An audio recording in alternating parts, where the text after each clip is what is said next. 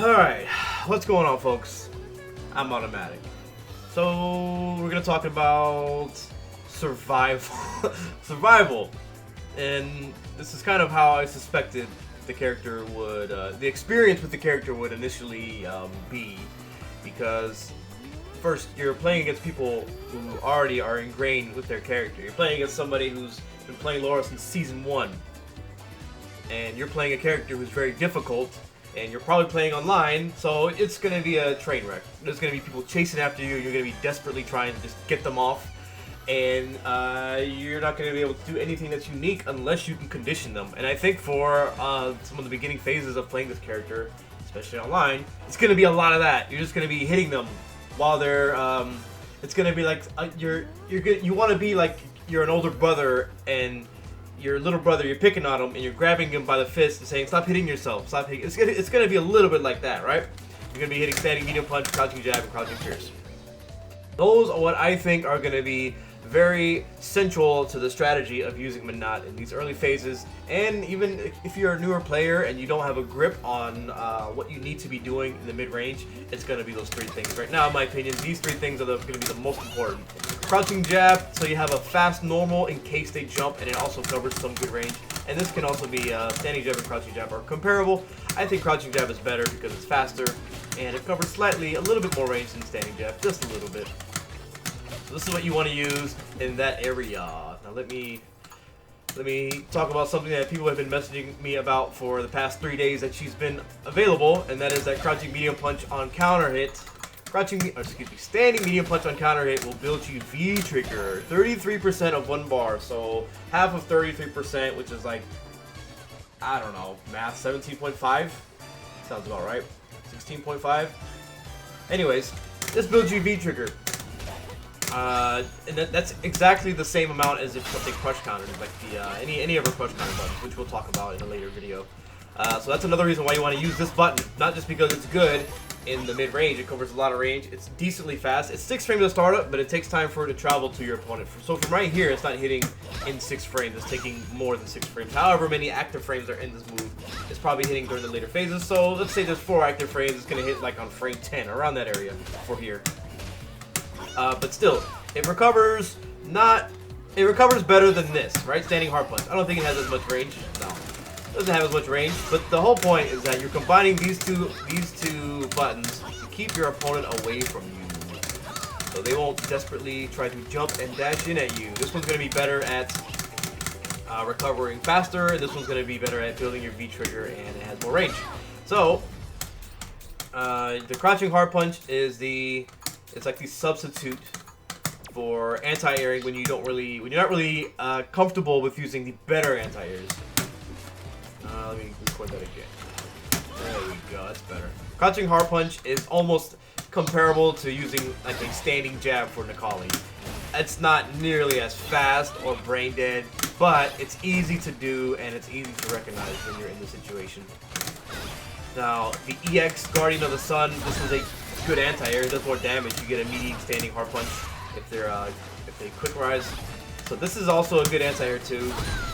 But just for now, crouching jab, standing medium punch, crouching hard punch. That's what's going to be what helps you survive. But to be fair, surviving is not enough, because you can survive for half the round, and then you've punished Laura to the point where now you have given her V trigger, and then standing medium kick activate, and then what do you got there, right? So, to that effect, what I think is going to make Menat, what's going to determine if she is really, really good or awful is her V trigger. And that's what we're going to talk about next. I think she's going to be either terrible or really good, and it's going to be determined by her V trigger. And it's because of how other characters have their V trigger set up. And it goes back to the point I made earlier, is everybody else is already much more developed and comfortable playing their characters. So it's going to seem extremely lopsided in the beginning phases. But over time, you might see some changes in how it's going to be very difficult to keep up with what Menat can do. So I want to go over some things right now about her V trigger, just to put like a base level of what you can do and you know, it's not just going to be a jumping. It's not going to be activate jumping combo, right? We want to know some things that are good in the neutral phase, because this also ties into why you're using that standing medium punch to build up that V trigger. Because if you're able to use V trigger twice in one round, because you have a 2-bar V trigger, and it's also being contributed by the fact that your standing medium punch gives you V trigger, right? That and this can crush counter. You got all these different methods of building V trigger. So I think it's very likely that you'll get two V triggers in one round. So you want to know how to use it effectively. So I mean, even myself, I'm guilty of it, where I can't keep track of what orbs are available to me. But if you come up with like scripts, if you come up with different methods of like, this orb is useful for this, and now if I do that, I can use other orbs. So what I mean is something like, if I know standing hard punch into these 2 orbs is a good thing to do, now I had to just determine, what do I do with the rest of these orbs? So what I want to do now is give you some scripts, some methods to use the orbs. Did I finish going over? I didn't go over everything for the normals though. I'll go back to that later. We'll do another video on that. So we're just gonna go with the V trigger. So obviously now the slide is normally not a good thing to do in the neutral. It does go under fireballs. You can use it as an anti-air, but the slide becomes not just like situationally useful. In V trigger, it becomes quite good, because now you can cover the slide with an orb. And I think you can use the medium kick and the bottom 2 orbs to do this. I think those are going to be the most effective. The most obvious one that people are using are the medium kick orb, because you're using medium kick to do the slide. So it's kind of like an intuitive thing to do. But the truth is, you can do the bottom, you can do the one in front, you can do, what are these, the hard kick ones. The hard kick one you're going to have to use a little bit earlier, but those, all 3 of those can function. They can all work just the same. But for now, with that idea of scripts, crouching medium kick into the medium kick orb, this is a good thing to do. Now, I'm going to go ahead and put Laura to reversal jab, just so you can see that you do indeed have advantage. You have advantage when this hits like this. Laura can't even use, and she's stuck between the 2 hits, and she was not even able to do a standing jab there. So you have advantage there. So that helps you, that allows you to get inside that.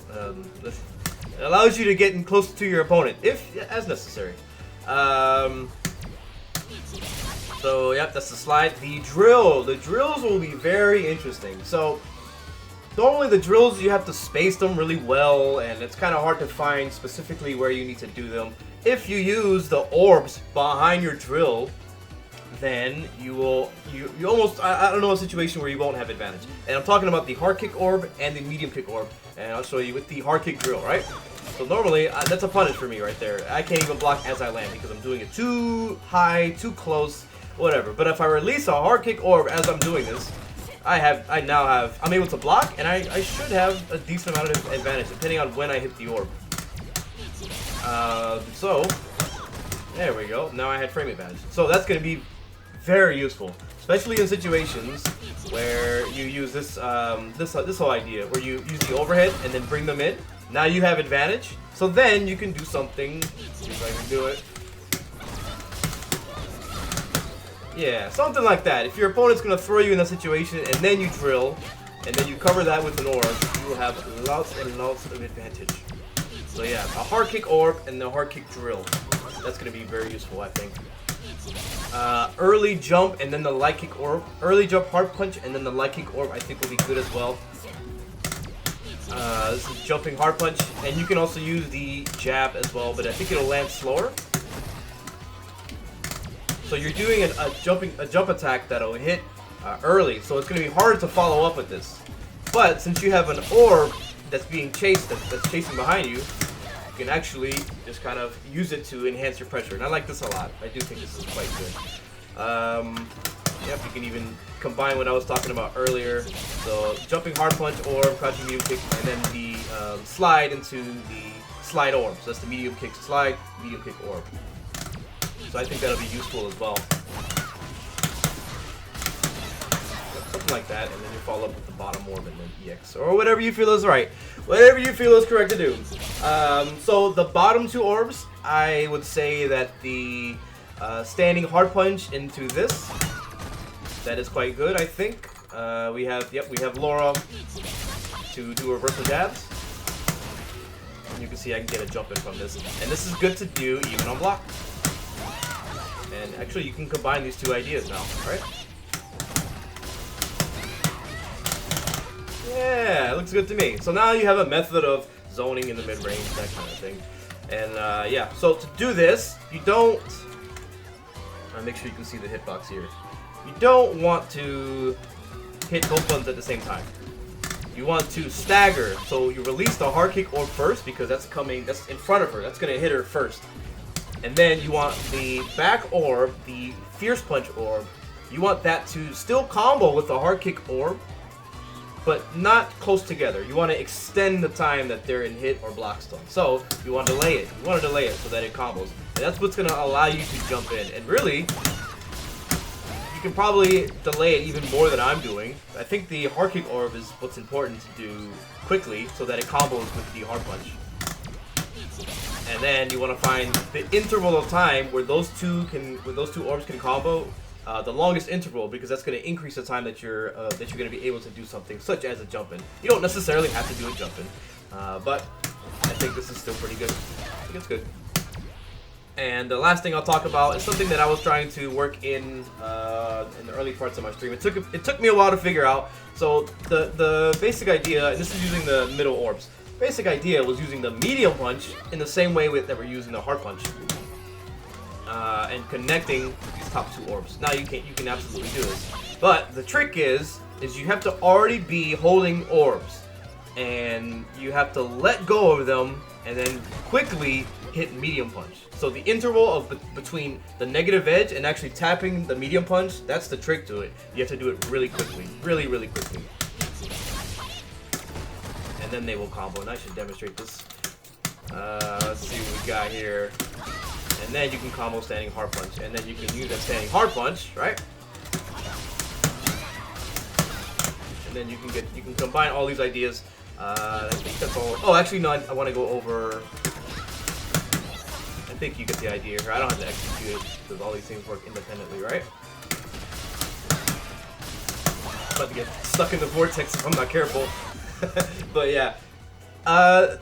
Hopefully that gives you some ideas of how you can lead and like start using the orbs intelligently in the mid-range and that kind of thing. There's a few more things I want to go over though, and that is just using the orbs while you're zoning in and just like a projectile sense, almost like Ryu throwing fireballs, right? So if I'm holding an orb, I can begin holding that orbs, or however many, I can begin holding them as I'm activating V-trigger. So in this state here, I have two orbs available to me at any time, so I can use them in a projectile sense. And to me, this is really incredible. I think this is a really, it's as if you're like Guile, but you have no recovery on throwing sonic booms. That to me seems like, how can that be bad, right? And this is, I mean, you can only consider it though as if you have 4 projectiles as far as the orbs are concerned, because only the bottom 4 are going to hit your opponent when they're on the ground. The top 2 are not going to, they're going to whiff. So with that in mind, the top 2, we'd use these. So when you backdash, you're airborne. You can also backdash and then release the orb. So I think you can use those, but you're going to have to be a little bit closer.